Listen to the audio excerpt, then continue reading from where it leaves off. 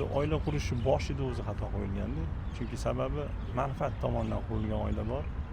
Kimdir boyroq qizni oilasiga kelin qilishni xohlaydi. Kimdir kuyov boyroq bo'lsa beraylik deydi.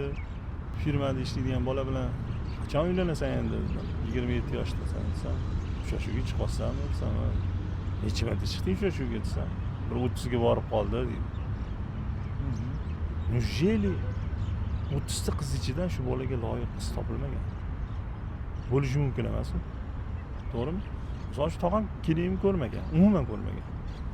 Ovqatlanib o'tirganda kechki payt dodam kelganda, o'g'lim seni uylantiraman.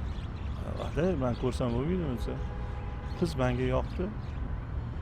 Xudo xolisa senga ham yoqadi. Mana baxtli yashashdi. Shuncha farzandli bo'ldi, nevarali bo'ldi. Yana qanaqa hayot qurish mumkin? Oldingi odamlarda kelin tomonidan yoki kuyov tomonidan manfaat qidirishmagan. Hozir shu narsa ko'p rol o'ynab qo'yadi.